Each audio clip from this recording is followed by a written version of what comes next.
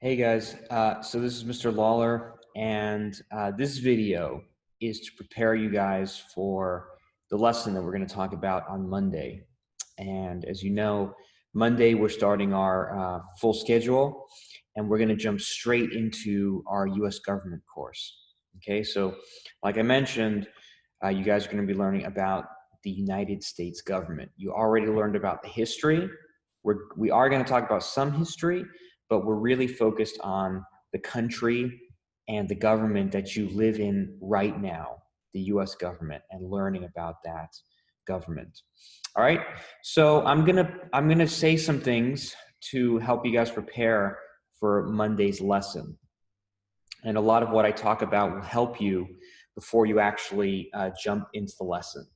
So let me share my screen, and I'm going to share a PowerPoint, and then we'll talk about some issues surrounding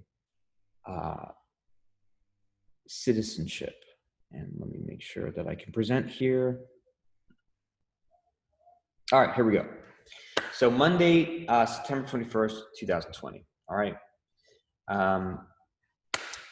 And the aim that we're going to look at today is, does the US government protect all citizens? Does the United States government protect all citizens? So there's a few things we have to define here. And one of those is, what is a citizen? All right, what is a citizen? So let's take a look at that. Okay, so this week we're going to learn about citizenship. And what is a citizen? All right, so I'm going to read you the definition here. What is a citizen? Here it is. A citizen is a legally recognized subject or national of a state or a commonwealth, either native or naturalized. There's a few hard words there, all right? And there's a few controversial words here too, right? So a citizen is a legally recognized subject or national. This is basically saying a person, okay?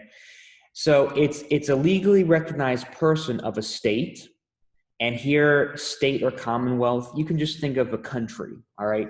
So a legally recognized person of a country, either native or naturalized. This means that either you were born there or you just came to live there, all right? Either you were born in that country or you moved there and then now live there. And so the controversial word here is legally, right? So in other words, you have to be recognized by the government to be considered a citizen, right? So the government says, yes, you are a citizen. You meet the criteria for being a citizen. You are a legally recognized person of this country. That is a citizen, okay? Now, different countries have different rules over how to become a citizen, okay? Who can become a citizen? In the United States, there are, broadly speaking, 4 ways that a person can become a citizen. The first one is called citizenship through naturalization. What is this? Let's say that you're living in another country, but you get a job in the United States, okay? So if you get a job here, you can move here, you know, and eventually you'll be able to apply for a green card, which is it's a document that says that you can legally, you know, permanently reside here in the U.S., the green card, okay? Or let's say that you live outside the U.S., but you have a family member who lives here, and they're a citizen. So if you have a family member who is a U.S. citizen in the United States, they can sponsor you, and you can become a citizen. Or if you're a refugee, that means in your home country there's conflict. You can petition the U.S. government to let you in as a refugee, someone who's running away from war or a disaster in your country. Okay, so that's called citizenship through naturalization. Citizenship through marriage. You marry a U.S. citizen. All right. If you are not a U.S. citizen but you marry a U.S. citizen, you can become a United States citizen. The other one, citizenship through parents. This one, fairly straightforward. If you're born in the US, okay, that means your parents were here and they gave birth to you here, okay? So you're born in the US, or both your parents are US citizens, one or both, sorry. So even if you weren't born in the US, if one or both of your parents is a US citizen, you can become a citizen. And the last one is citizenship through the military.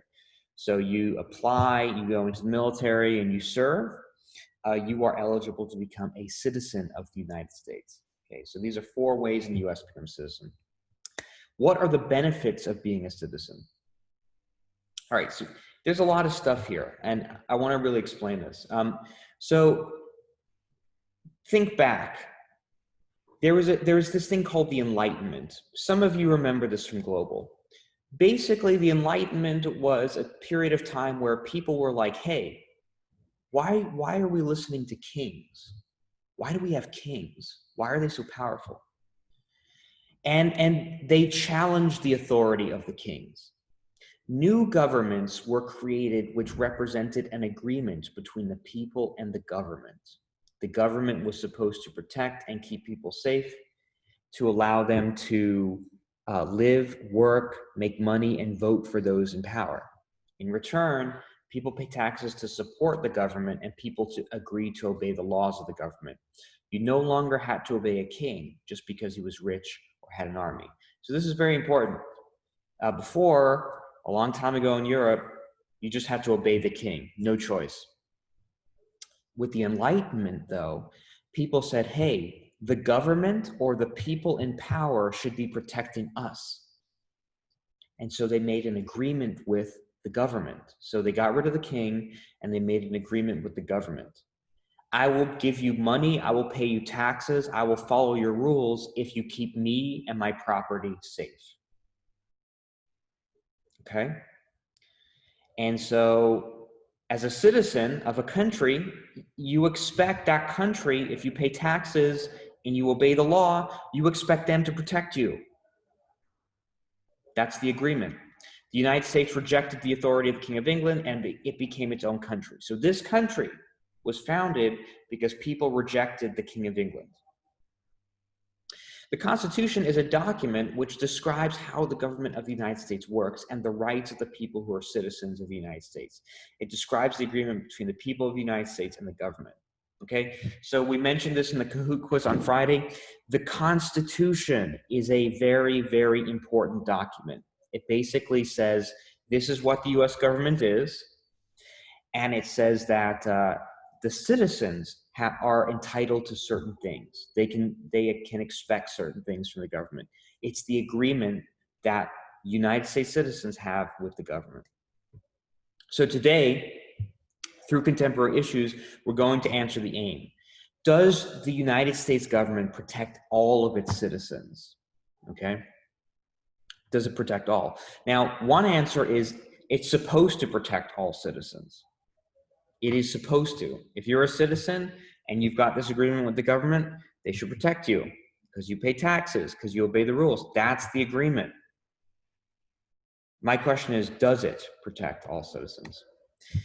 And we're going to be looking at two sources. Okay, we're going to be looking at 2 sources. Source number 1 is this article right here. It says the 14th Amendment was meant to be a protection against state violence. So when it says amendment here, we'll talk about this a little bit more on Tuesday. Amendments are just small changes to the Constitution. So essentially, we're still talking about the Constitution. So in other words, the Constitution was meant to be a protection against state violence. So this article is going to talk about why the Constitution protects people, but also how recently it's been failing to do that. And what I'm talking about here are some current events that you guys may know about. Recently, the death of a man named George Floyd became known to pretty much everyone in America, and it sparked a lot of protests because people began to say, or they continued to say, not that began, but they continued to say that specifically Black Americans are not being protected by police. In fact, they are being unjustly killed by police. Okay, and this started a lot of protests, the death of George Floyd. So this article talks about that. Why is it that the Constitution is supposed to protect everybody, protect all citizens, and Black Americans are citizens, and yet they are in danger from the police? All right, that's this article. Then we're also going to be looking at this one. This is from a speech made by a person named William Barr. He is the Attorney General of the United States. And what that means, Attorney General, it basically means he enforces the laws of the country. He's in charge of making sure that America enforces its laws, the Attorney General. And he recently made a speech, and he talks about the death of George Floyd. Now, some people have said that the death of George Floyd shows that America is inherently racist, meaning that it protects some citizens and others it does not treat equally. Okay. And they said, like, it also shows evidence that the police department is inherently, that many police departments are also suffer from systemic racism, in the sense that they treat many Black Americans unfairly. William Barr disagrees, and he says that there is no systemic racism, and that in fact the US is protecting all citizens and applying the law equally. Okay, so these are two different perspectives, and after doing the lesson today, you're going to try to answer the question: does the United States does it protect all of its citizens? Okay, so you're going to use your evidence to answer that and address that question. And yeah, we're going to be talking more about the Constitution, more about the amendments. The important thing to know is that the Constitution is the agreement between, you know, the American people and the government, and the government is supposed to protect all citizens. Okay, and Black Americans, African Americans, are citizens of this country, and yet we've seen certain things recently that suggest that maybe they're not being treated or not being protected equally. What do you think? So we're going to be looking at this and trying to answer this question today. All right. So I hope you had a good weekend or are having a good weekend. And I'll see you guys on Monday for our discussion on this.